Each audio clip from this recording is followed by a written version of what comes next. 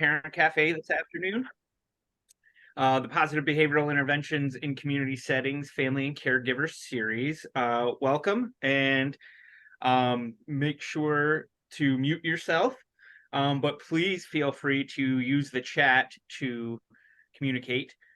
We will stop Molly from time to time. We'll see some other parts of the slides that we see that as well. Keep your camera on. We'd like to get some reactions from you guys there, but this is brought to you by the Kansas Children's Cabinet and Trust Fund and an All-In Kansas Kids Quality Subgrant. And so we thank our sponsors very much for that. And we can move on to the next slide, Molly. Oh, there we go. Not too far? No. Okay, we're good. No, perfect.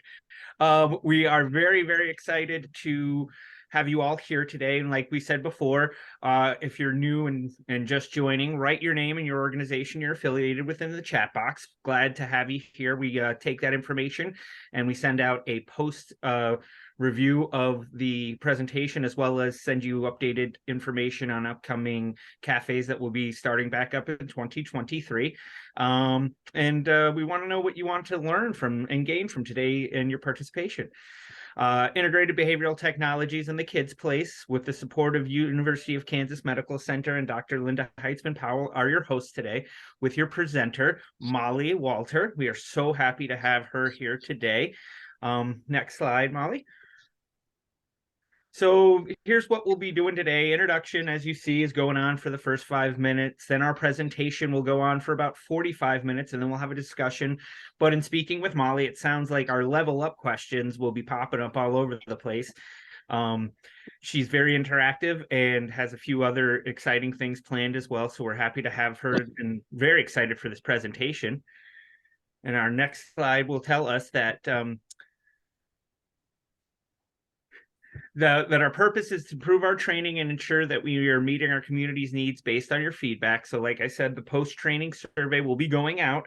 When you receive an email with the survey link from us after the last session of this series, please fill it out and get it back to us. We love to find out. And also, we'd love to hear other subjects you'd like to hear about as well. And the mitigating potential bias, the information presented is based on evidence that is currently accepted within the profession. And so without any other to do, I'd like to turn it over to Kari. Kari will be introducing our presenter, Molly Walter. Kari?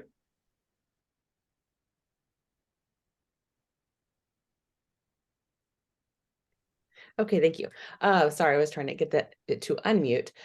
So I would like to introduce Molly to you all. Molly's history in being interested in mental health actually started back when she was in middle school. She was introduced to an organization, to Aloha in short, but to Write Love on Her Arms. And she reached out to the founder of it and asked, how do I get involved? What do I do? Molly and I actually were co-presidents at the chapter at Washburn that she started up my senior year.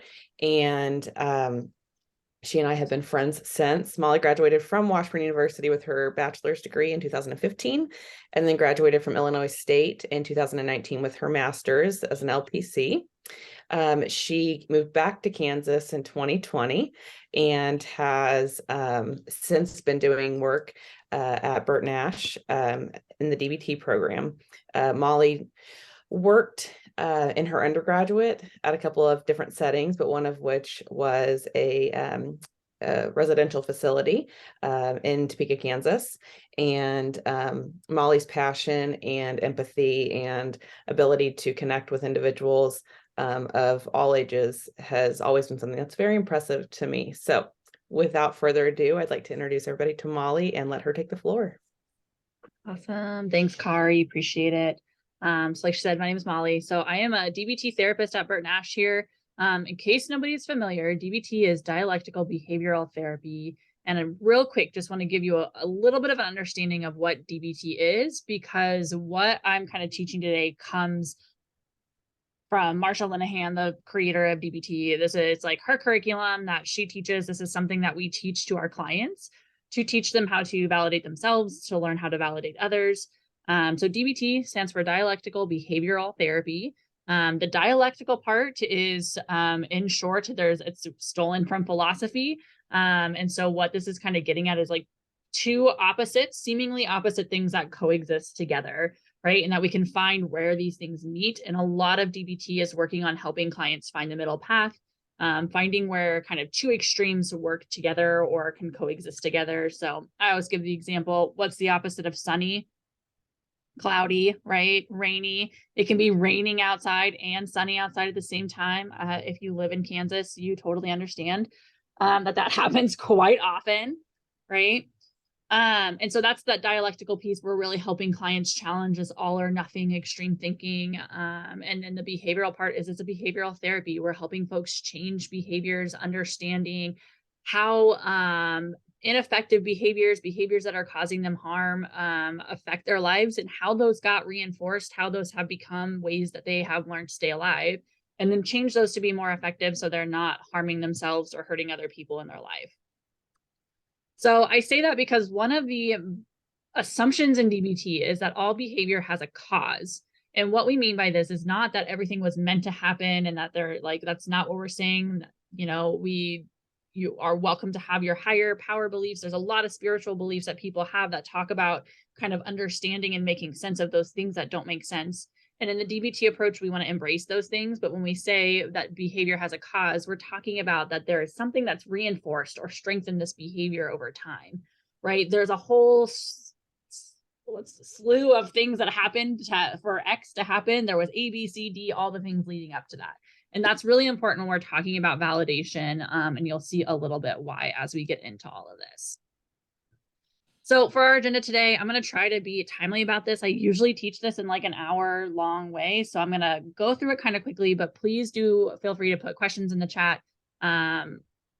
Shout out, interrupt me. That's totally fine. Also, usually I'm pretty good at checking like boxes for when people unmute, because that's what I do in my groups with my clients. So, whoops, too far.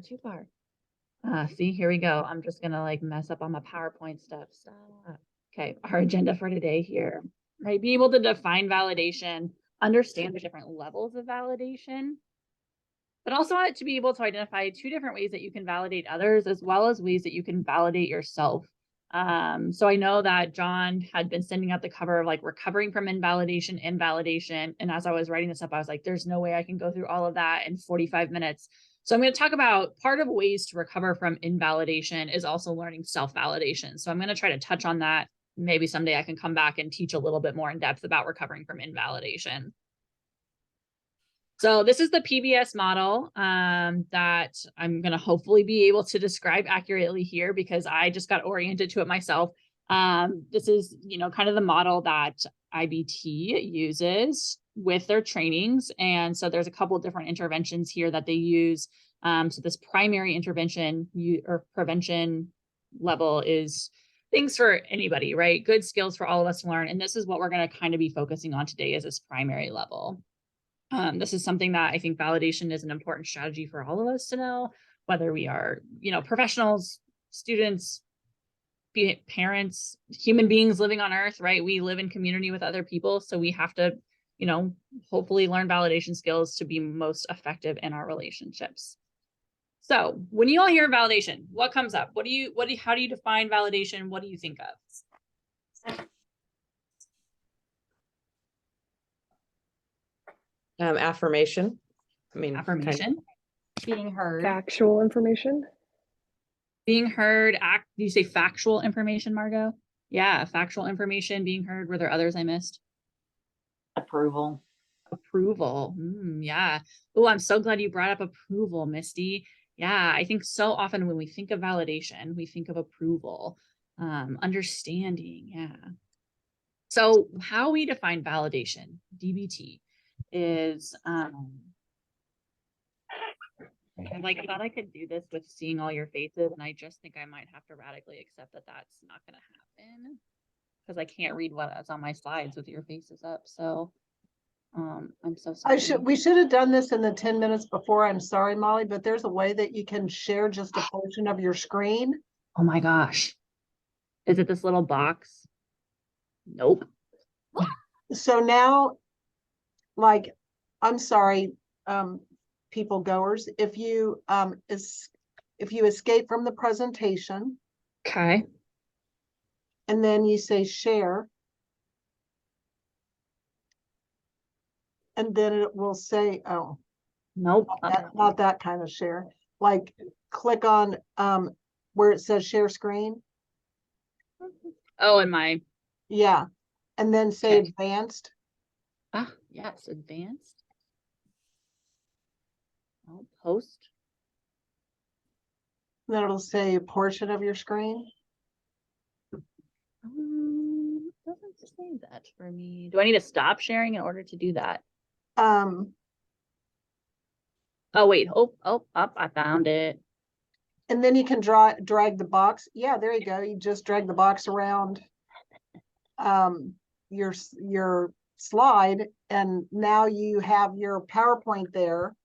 You can have the people there, and it's just sharing your slides. So now you just click down through your slides like you're reviewing your PowerPoint. Awesome. Thank you. So is that big enough for y'all? Can you see it okay? Absolutely. It's exactly perfect. Love that. Great. All right. So y'all were kind of picking up on a lot of things here with validation, right? So in DBT, how we talk about validation is finding this kernel of truth in the other person's perspective or situation. So we're communicating that their thoughts, their feelings, their experiences, their actions make sense given the circumstances of that situation. So Misty had brought up approval, right? So when we talk about validation, validation is not actually approval or agreement. Sometimes it can be, but we can learn to validate somebody's point of view without necessarily agreeing with them or like reinforcing that behavior in some way, right? So I think about, I have this example of like, I was trying to think of examples for like parents and teachers and kind of folks, because I know a lot of you work with those ages. I work with adults. I have a little bit of experience with kids as the coolest aunt in the world. It's my official title, just a heads up. And so I work on this validation with my nieces and my nephews and trying to teach a thing, but also I teach a lot of this to adult clients who are learning to validate themselves and learning to validate others.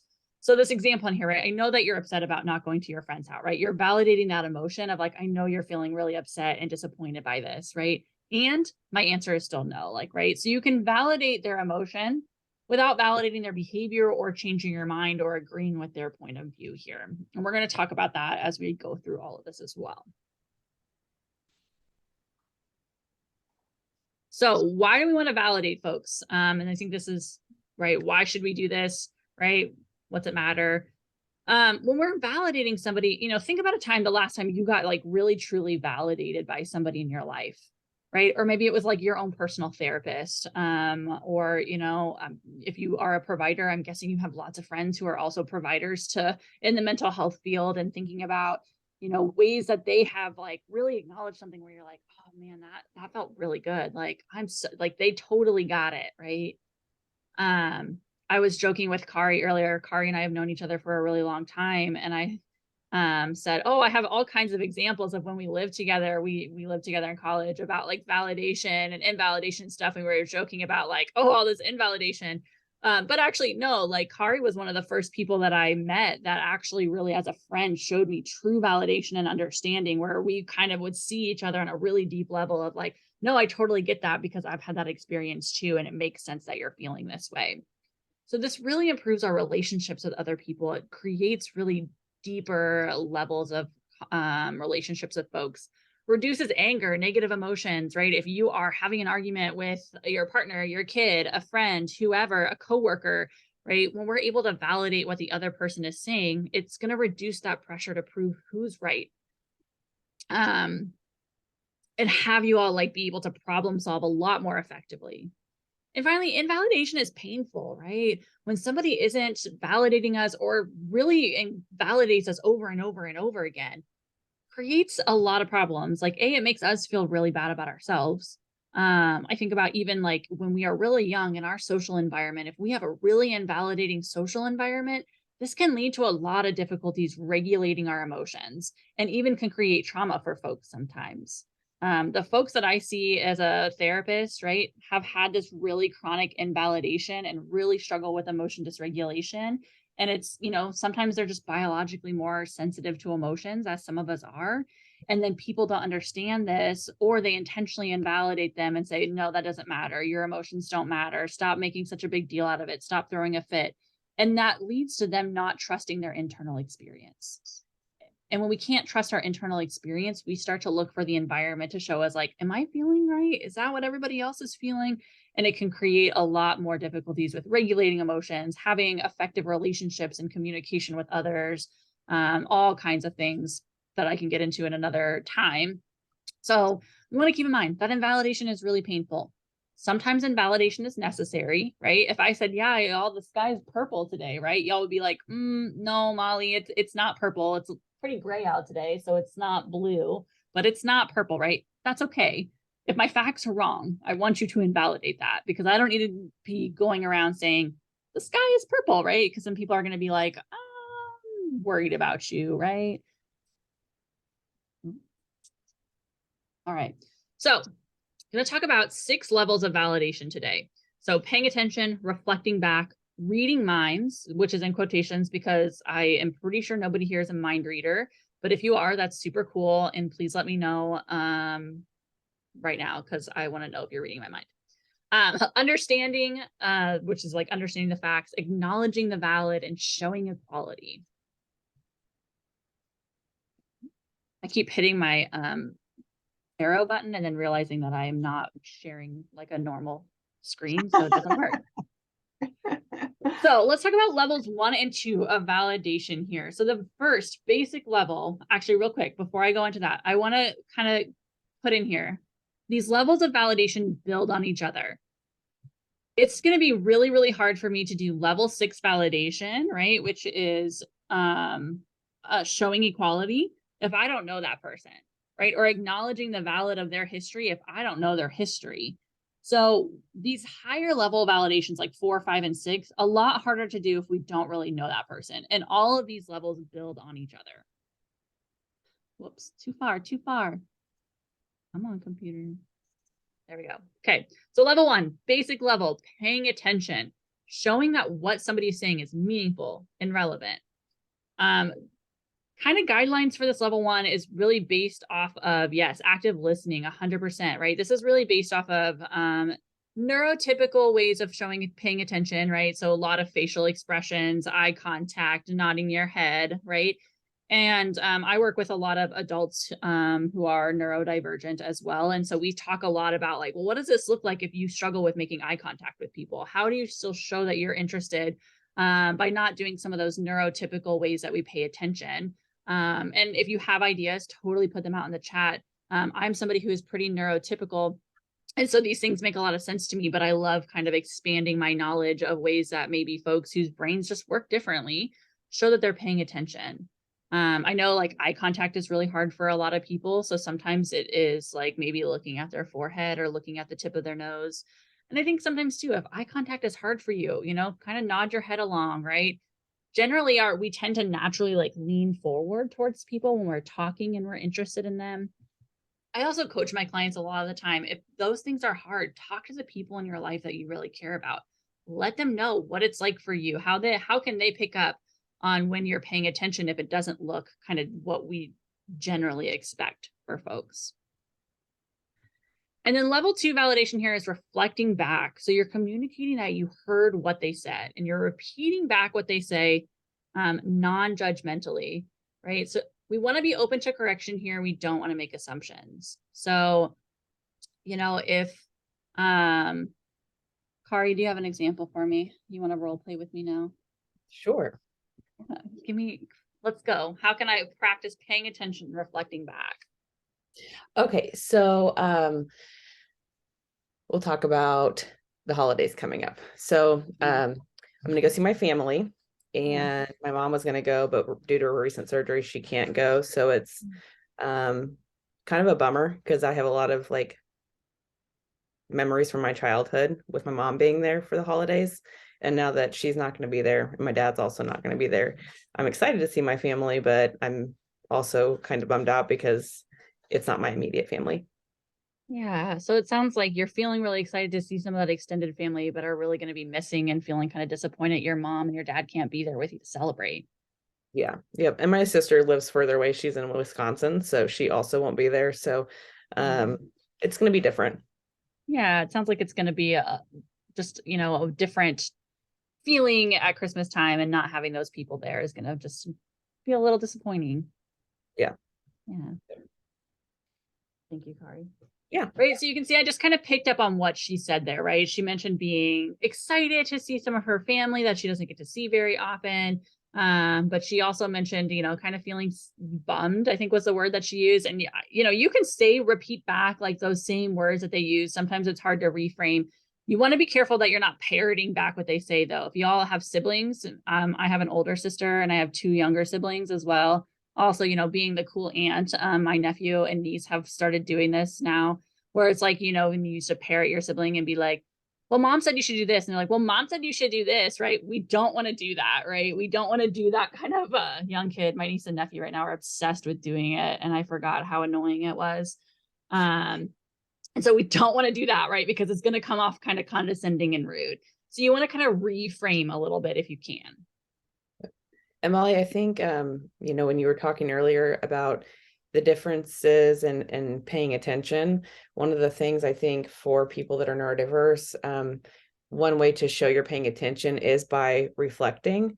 And that's one of the things that I often will do is teach people to find some key words, because even if, through the nonverbals, maybe some of those things like eye contact are difficult, being able to reflect back on some of the things like, well, I hear you're bummed, or things like that, even if you don't use it in the counseling or therapeutic terms, it's still ways to show that, like, I heard you say this. I'm just maybe not going to give you some of those facial expressions or that body language that someone else might give. Yeah.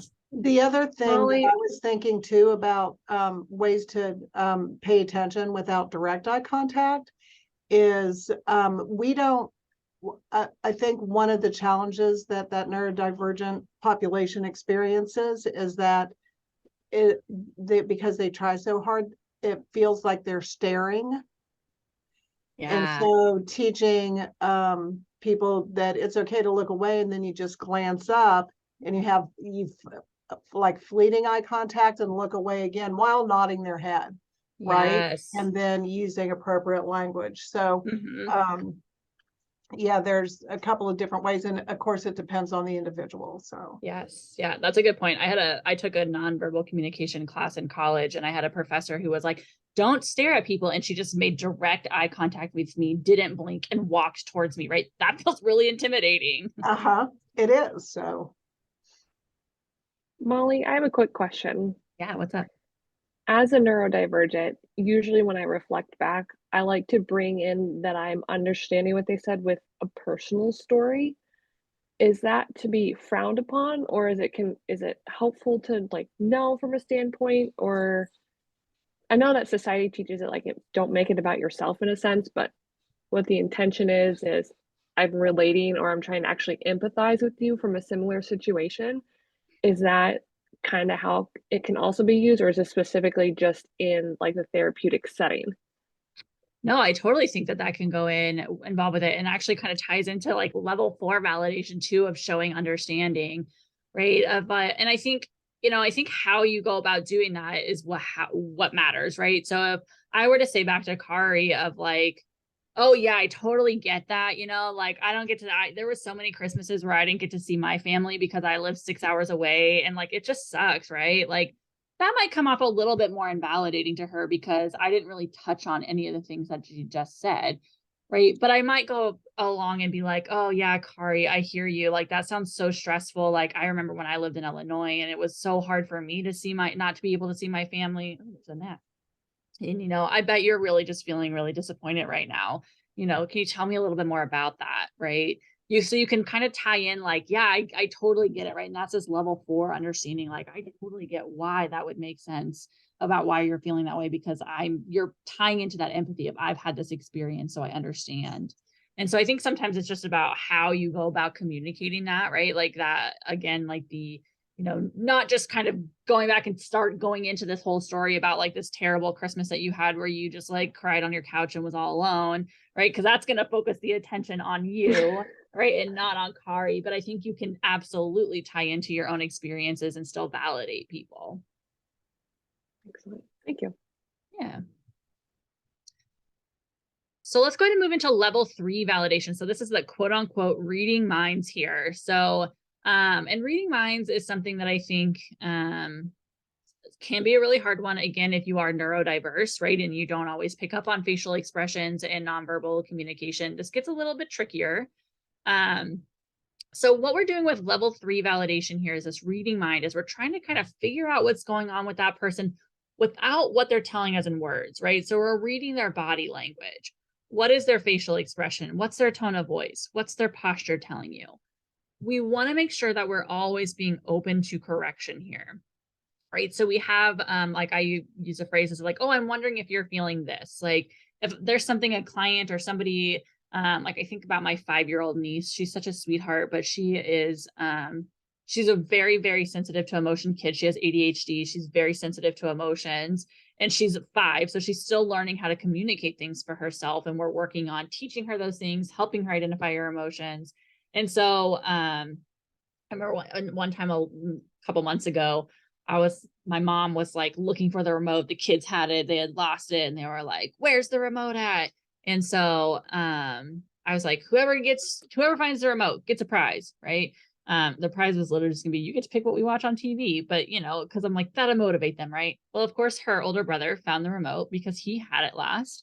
And she just got so upset, starts crying and like kind of stomps off and hides under the end table.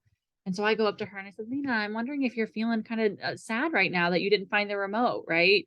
Because then she can tell me back, right? Like, no, I'm angry at my brother because he, whatever, right? Or she can be like, yeah. And she was like, yeah, I really wanted the prize. And I was like, oh, you sweet little thing, right?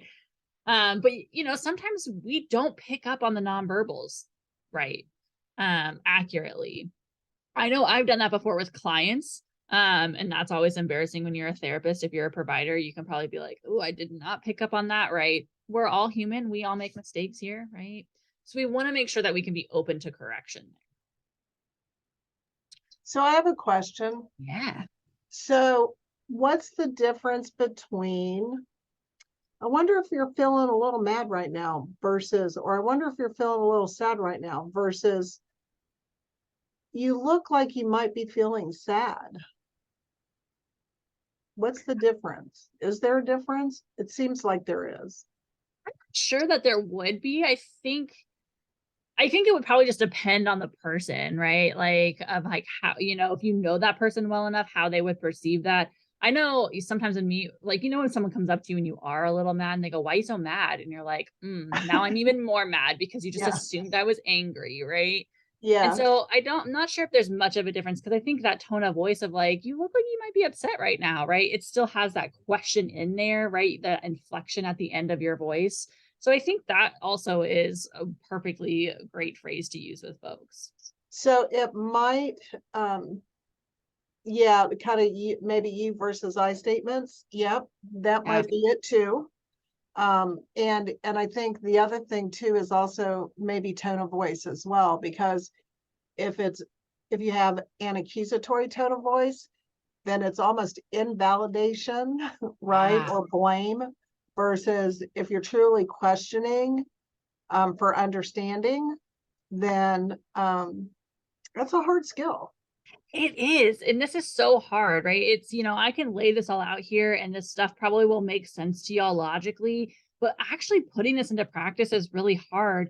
And one of my coworkers and I actually talked when we taught this in group the last time. We were like, you know what? Like, and we just kind of posed this to the group. So maybe something for you all to think about too is like, it's really hard to validate the people that we're closest with in our life. Like my coworker was thinking about, it's really hard for me to validate my husband sometime. And I wonder why that is, because obviously that's a person that she knows really, really well. They've been married for a while and stuff, but it's, with those really close relationships, sometimes they're a little bit harder to act on this. And I think it's because often we are not open to correction, right? We're reading minds and just assuming, right? like I mentioned, I know Kari really, really well. We lived, well, it was like 3 years that we lived together, right? Yeah. So, right, there was a lot of times when like I could come home, Kari could come home, and we would probably be able to kind of know like, ooh, Molly had a bad day, right? Like it's midnight. She usually gets home at 11. I worked like second shift, when I was young and could do that. And right, Kari could very easily be like, God, you're really cranky. Like, what's wrong with you? Like, God, you must have had a really bad day, and kind of read that mind. But she wouldn't. She was actually always very great at validation. She kind of be like, hey, how are you doing? Like, did you have a rough day at work? Like, you seem really upset or tired. And I noticed you got home a little bit later than you normally did, right? Lost my train of thought of where I was going with that. So if somebody could read my mind and tell me, that would be cool. How difficult it is to do level of Thank you. validation with somebody that you're close with. And I think, I think part of it is, I think it's easier with somebody that you're not as emotionally connected to at times, because especially if you have a history of validation, invalidation, validation, invalidation, which often accompanies long-term relationships, right? It's like, I don't really want to validate where you're at right now, because I don't want you to think that it's okay that you just did that. Yeah. And that's such an important thing too. And I want to talk about that as well. And because that comes up so often. And I know somebody else kind of said too, like when they think of validation, they think of approval. And this starts to get us into this level 4 validation, right? And it's again, being open to correction. And we want to validate the emotion without validating behaviors that we don't want to change. So I had actually reached out to some folks on my social media and I was like, y'all, please give me some examples of validation, because I suck at coming up with examples. That's why I made Kari role play with me, because I'm like, I always on the spot examples are hard for my brain to come up with, despite how many times I teach this. And so this friend of mine, she actually went to college with us too. I don't talk to her very often, but she messaged me and she said, well, my daughter's learning how to crochet right now. And right now she needs validation, but we're also teaching her how to do this technique, right? And, crochet effectively and accurately. And so she was talking about how she, her daughter will come up to her and say like, okay, will you look at this? Is this right? And so she has to validate like, oh yeah, like these stitches you're doing a really great job on. And right. And I think using that and word is a really key thing. And this is the dialectics in DBT, where it's not but it's and, right? Two things can exist at the same time, of like, you're doing a really great job with these stitches. And here's this really hard where you have to like, I don't know anything about crocheting. So maybe this is wrong, but like turning the corner on a stitch, I think is a little bit harder than just stitching a straight line. And so you can validate like, these pieces are doing so well, and this part is really, really tricky. Let me show you how to turn the stitch in a more effective way, right? Because we don't want to validate behaviors that are not effective, right? We don't want to validate information that isn't valid, is incorrect. And I think especially if you are working with kids, right, you are reinforcing all kinds of behaviors for them. And I mean, all of us throughout our life, we're all reinforcing behaviors of people in our life, even if we're not children. This is how we learn information, right? So figuring out how to kind of validate the emotion, right? Or maybe like why the person would think in those ways, right? And this is where we really have to get into understanding and knowing a person. Go ahead, Kari. One of the things, Molly, too, I was thinking of, and kind of talking about the between level 3 and level 4, when you work with children, and oftentimes what I do is, depending on the situation, some kids are taught, you don't argue or you don't correct an adult. And so often what I'll do is like, when going back to what you were talking about, like I'm wondering if you're feeling, I will almost always preface it with, hey, so I have a thought. If I'm wrong, feel free to tell me, and it's okay. And so I'll tell them what my thought is. And then if I'm wrong, they'll tell me. And I'm like, hey, I'm so glad you told me. I was thinking this. Tell me why you thought this. And then that way they know that it is a safe place. And it's not just because to assume that they know it's okay to correct me when I'm wrong. A lot of them don't know that, or they've been invalidated enough times that they won't because of consequences or punishment. Absolutely. And I think, it's a skill that, right, like I don't have children of my own, but I've heard there's not a manual for raising children that comes with you when you leave the hospital or birthing center or There is, it's on aisle 4 at Target. I should have known that. You know how much I love Target. But like, is it C4? Is it D4? Come on, that's not enough information. I'm gonna guess B4 because that's the stationary aisle, but maybe back in like G4, which is electronics where books are, but we'll find out. Go to your local Target, let us know. But yeah, like we don't learn how to like if we don't know these validation strategies for ourselves, super hard to do this with our kids, super hard to teach us with our kids.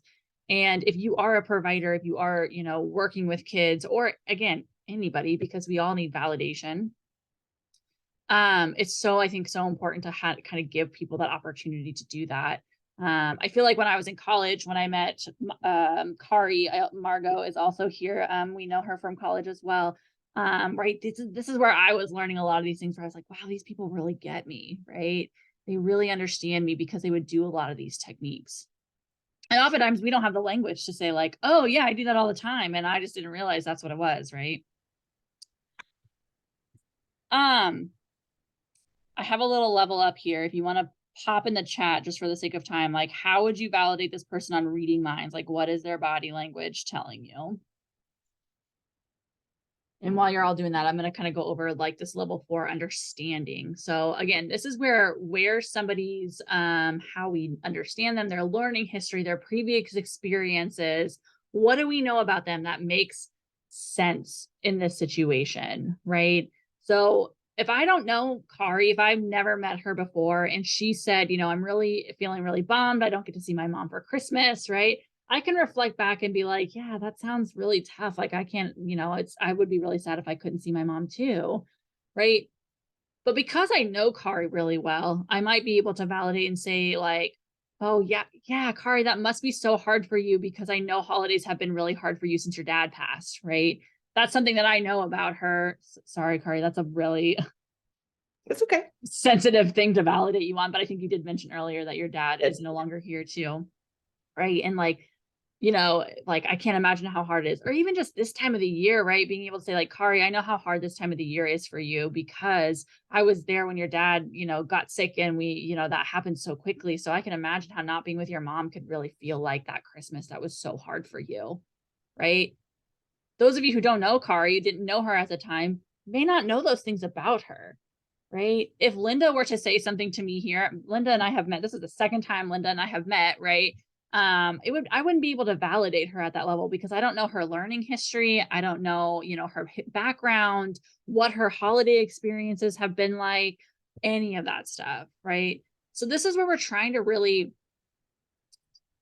tie into this, like, how is this person expressing this make sense given what you know about them, right? Given their history, their previous experiences. And this is where therapists, right? We do this a lot, right? When we gather their history and their information, this is what we're doing where it's like, makes sense that you would have a hard time telling adults that they're wrong when you never had an opportunity to tell your parents that when you were growing up, because they would just yell at you and tell you to like, hey, don't argue with us. We're the parents, right? Linda, I saw you unmuted. Did you want to go ahead and add something in? No, I was just gonna say it's like I think it's different for a lot of us on the call or on this meeting because we're in the helping profession. Mm-hmm. But you know, when I see especially kids, right, or teenagers, I have a lot of teenagers come through my house that had lived with me their final years in high school and then, you know, graduated on. This is what I spent the majority of my time doing, right? Holidays, and for those individuals that come to us or seek counseling from us or services from us, they're often people that have had some kind of difficulty in their past, and especially now with it being near the holidays, a lot of it's difficult for a lot of them, right? And so I read something the other day about, because it was Veterans Day, and you know, some people go happy Veterans Day. Well, some veterans aren't happy, right? Yeah. And so this morning, and they were talking about some of the different things you could say that are kind of, the probably level 2 or level 1 validation, right? But it would be when I dropped my car off this morning at 7 o'clock this morning, there was an obviously elder man there, and he had a hat on. It said Vietnam vet, right? Yeah. And as I walked by him, I just said, "Thank you for your service." And Mhm. he smiled and he said, "Thanks," right? And that's kind of the opening. And then I could say, "Hey, what branch of the service did you serve in?" And then I could draw that little bit of a connection there. Yeah, my husband, retired from the Navy after 20 years. But Mhm. it's sort of like even the people that you meet on the street may have different reactions to a lot of different things. That I think some of it is finding that point of contact as a human. And Kari says that all the time, as a human, and how you can, just validate them as a human being that's there to drop their car off to get fixed. Yeah. And I think, that's so important too, with that like just picking up on like those human nature things, right? Because when we're validating somebody, right, we're communicating like I get you at a human level, right? Yeah. Like we are all people who have stories and stressors and joys and worries, and we can communicate like I get that, right? It makes sense that you feel that way. And it really is just kind of picking up on that connection and finding those connections with people that I think makes validation feel so great for a lot of us. Yeah. Yeah. I'm trying to think if there was something else I wanted to. Yeah, go ahead, Margot. Do you think validation has cultural influences? So Western culture's ideation of validation, I guess, is the most accurate, or is it on a biographical level where the act of validation, regardless of what your culture's been, is helpful? That's such a great question. I have no idea. And now I'm really curious about like, right, culture. I mean, my assumption, right, culture is so ingrained in everything, even when we think about communication, right? Communication varies so differently between cultures, and learning how to communicate emotions and like accurately reflect and things like that, I would imagine would have to be super like culturally based. There are some like emotions that are pretty basic to a lot of different cultures, like sadness, anger, fear. What are the other ones? There's like 6 different emotions. It's the inside out characters plus one more that I can never remember. And those are pretty like throughout various cultures, whether they've been exposed to like westernized culture or not. Like I think they did this research in Papua New Guinea, that was like where it originated, that kind of showed like there's like these 6 basic emotions. So I think you could go through and probably kind of figure out through facial expressions, but like how you communicate that validation, I imagine would have to feel a little different per culture. But that's a really great question. I'm gonna try to look into that. Yeah, I think it is. It's one of the things that we come up against when we're working with autistic individuals, because especially because of the eye contact thing, Yeah. right? And I wouldn't want to teach somebody from an Asian culture, like a traditional Asian culture, or maybe somebody like the Alaskan Inuits, to make eye contact with their elder, because it's definitely perceived as a sign of disrespect. And so part of what I talked about up there as we were trying to grow services was you need to identify what the other behaviors that culture engages in that signifies that they're paying attention. Yeah. And that's what you want to focus on, right? But it is, I think there's basic emotions, but the cultural expression and acceptance of those emotions is different. Absolutely. Yeah. And I think with like level 4 understanding, right? If we don't know or understand their cultural environment and the culture they grew up in, it's going to be harder to do this level 4 validation, because if it's not something we're familiar with, right? All right, for the sake of time, I'm going to move us on real quick. There we go. So last two levels of validation. Level 5 is acknowledging the valid. So if the person's behavior makes sense and is valid in the situation, we want to communicate that, right? And we want to act on what fits the facts. I actually came up with a really great example of this from when Kari and I lived together. I remember I was cooking for a potluck. We did lots of potlucks in college, and I had made like a giant batch of mac and cheese. And I was like rushing because I was doing this between classes and before the potluck. And so I had like this mess in the kitchen, and I sent a picture of it to Kari and our other roommate. And I said, y'all, don't worry. I will clean this mess up. Like, I know it's a wreck. I gotta go. Like, I just made 2 giant batches of mac and cheese. Like, I promise I will clean it up. Right. And then, I leave, I go to this potluck, hanging out with my friends, and maybe it's like, I don't get home until kind of late. And I'm like, man, I don't want to do the dishes. So we wake up the next morning, and I don't think that's actually happened because I hate when the kitchen is dirty. But like, if I didn't clean those dishes up, Kari wakes up the next morning, our other roommate wakes up the next morning, and they're like, Molly, I'm really trying to make breakfast here. And like, you didn't do the dishes. Like, you told us you were going to do these dishes last night. Right. I could just say, like, if I wanted to validate, I could just say, oh yeah, you're right, I didn't do the dishes, and then leave and go get Starbucks. That would be really invalidating, right? They're probably going to be like, what the heck? Like, you just left to go get breakfast when I just told you I was trying to make breakfast, and you left this mess that you promised you were going to clean up. Right. So maybe I'm validating like, oh yeah, that you're right. I did say I was going to do that, and that's really frustrating. But if I don't follow through on the behavior, that's still going to come off as pretty invalidating. So we want to make sure that, like, right, if you acknowledge that, then it's like, you're right. Let me clean these dishes up now. I did tell you I was going to do that before. And the last level of validation is showing equality, right? So this is where we're really kind of honing in on that genuine human connection here, right? We're not one-upping the person. We're not one-downing them, right? I'm not saying like, well, at least you have people to spend Christmas with, Kari. Like, I have to work the next day, so I'm all alone, right? We're not doing that.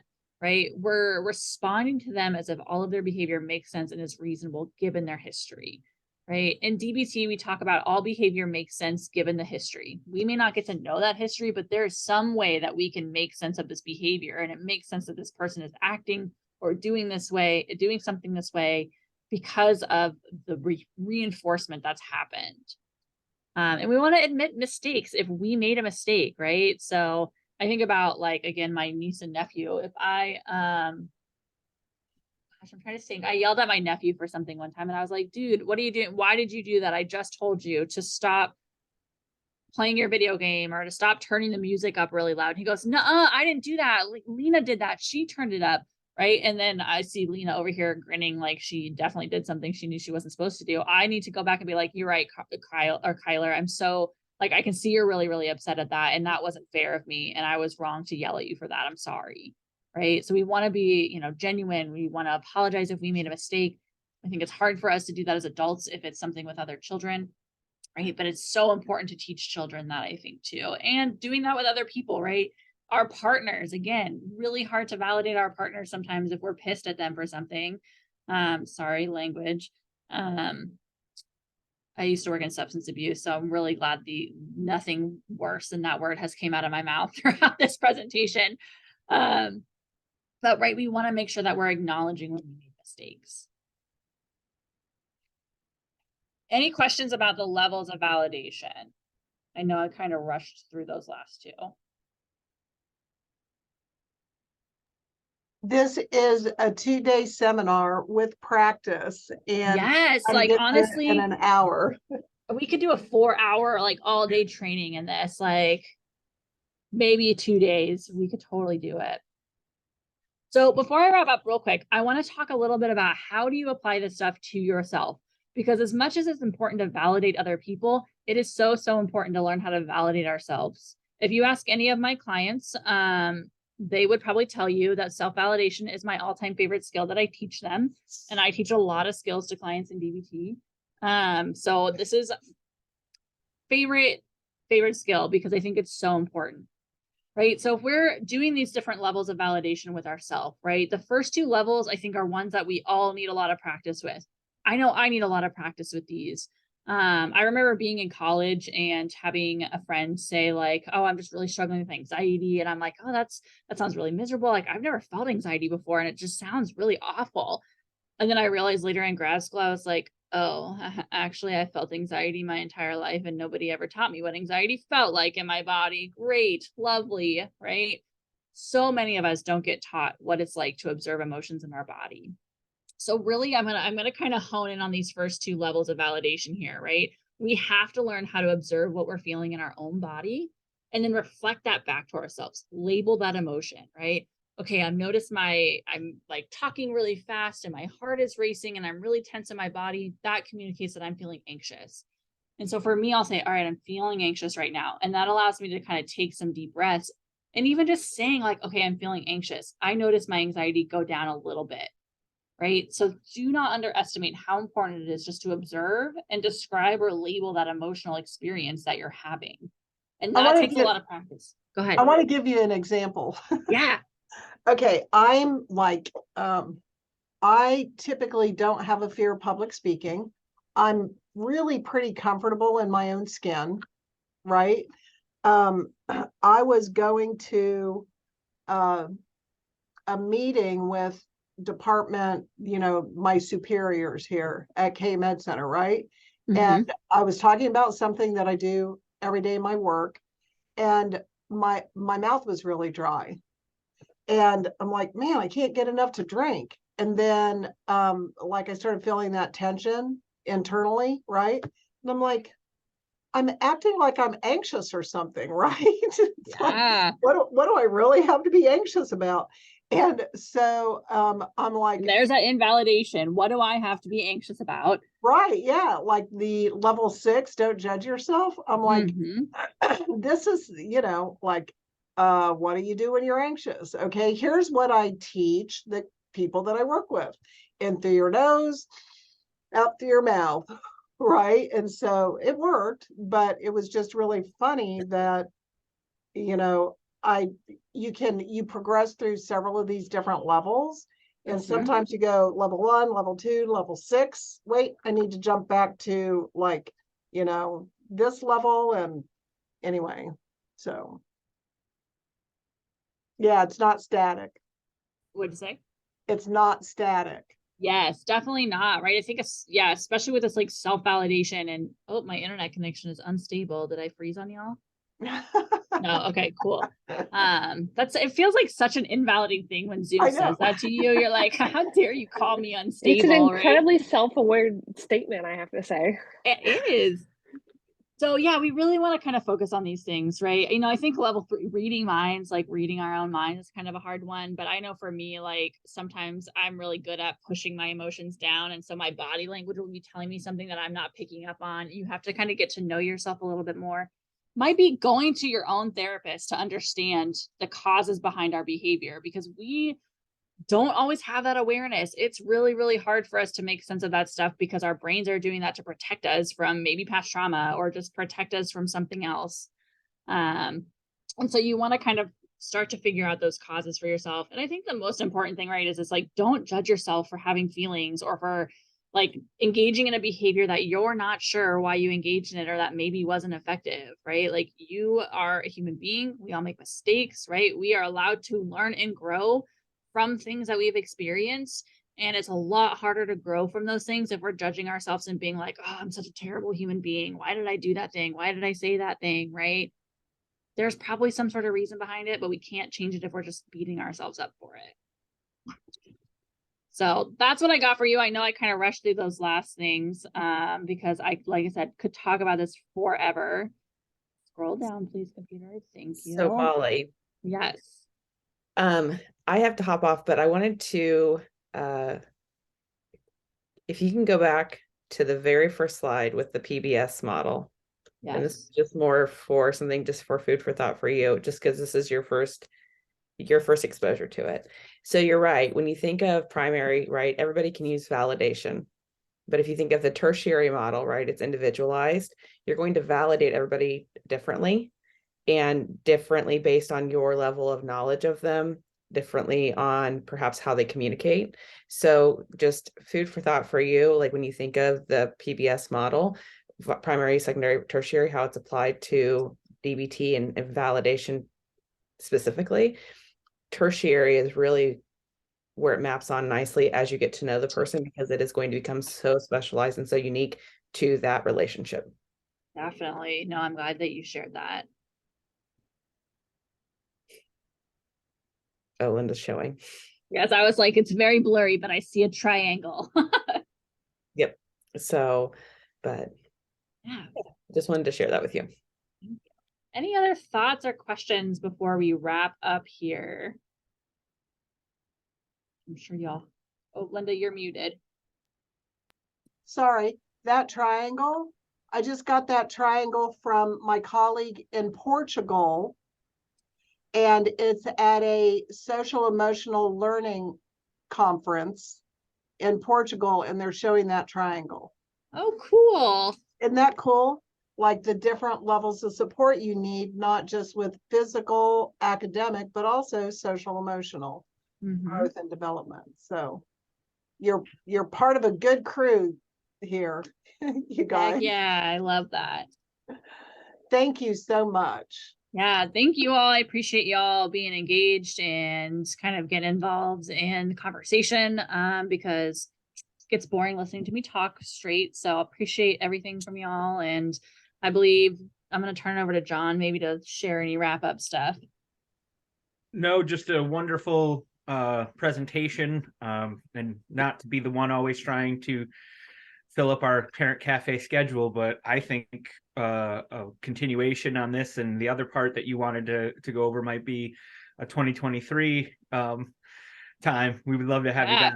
It was very, very informative for everybody. I want to thank everyone for attending, and please, Misty agrees with me, so you're back. So I also want to thank one more time the All In for Kansas Kids subgrant and our wonderful sponsors, as well as KU Pediatrics and Dr. Linda Heitzman Powell, as well as everyone behind the scenes helping get this today. And Molly, you were a pleasure, and we will be sending out a follow-up email, so everyone please feel free to return that to us with the information on there, so we can get you back on our upcoming parent cafes. Thank you all.